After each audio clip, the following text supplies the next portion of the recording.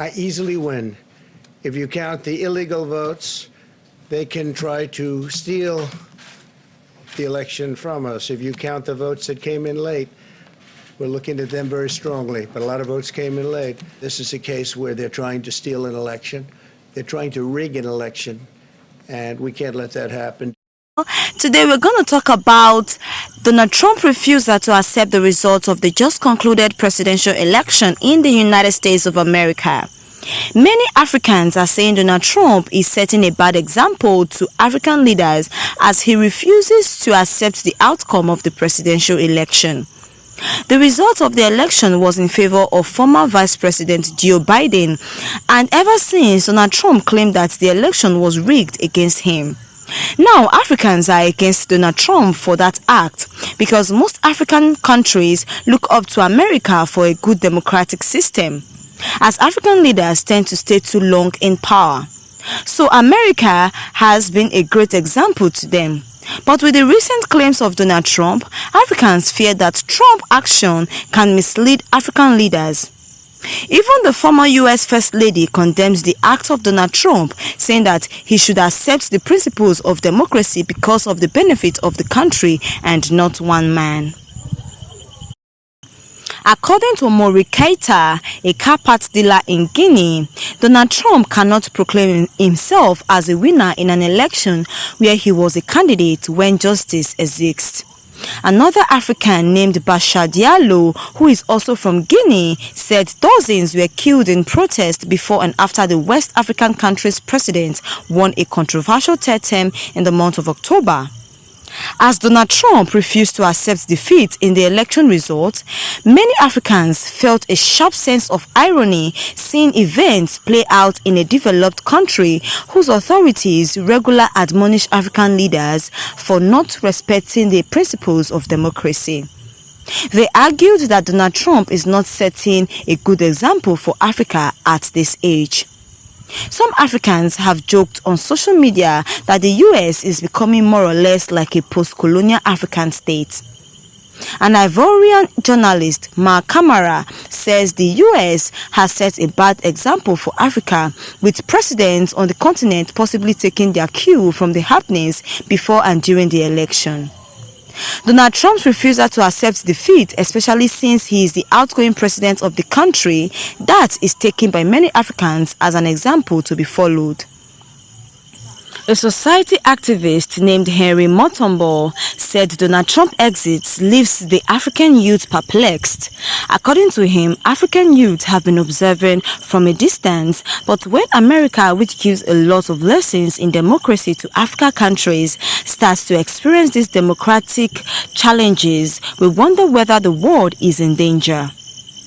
Like the rest of the world, Africa has been paying close attention to the US election since the United States still wields significant influence on what happens in Africa.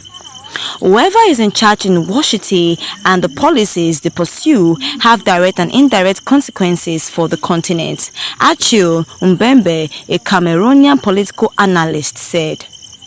According to Patrick Gatra, a Kenyan political satirist and commentator, the 2020 US election has exposed the democratic weaknesses within the world's largest economy. For a long time, the US has been one of the loudest proponents of peaceful, free and fair elections and democracy in general.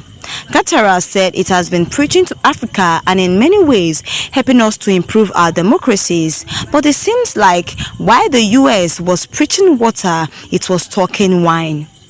The Kenyan political analyst went as far as to say that it was high time the US learned from some African countries such as Ghana on how to conduct credible elections. Achille Mbembe, a Cameroonian political analyst, said Trump never made the African continent a priority in his presidency. He considered Africa as a burden. He might have shown some interest, but only in terms of the overall fight against so-called Islamic terrorism. Mbembe hopes that Biden will show more interest than Trump in advancing democracy in the continent. Michelle Obama on Monday 16th of November 2020 took aim at President Donald Trump for his refusal to accept after losing the November 3rd, 2020 presidential election. The 2020 election was called in favor of former Vice President Joe Biden on November 7, 2020, after crossing the 270 Electoral College votes required to win the race. But Trump, who has refused to accept, is claiming that the votes were rigged against him. The president, who is challenging the election in court in key battlegrounds, states it's impending a smooth transition of power to Biden.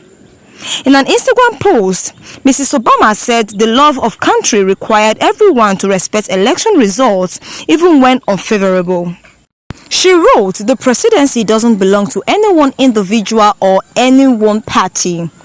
So Michelle Obama urged all Americans, especially the nation leaders, regardless of party, to honor the electoral process and do their part to encourage a smooth transition of power, just as sitting presidents have done throughout history.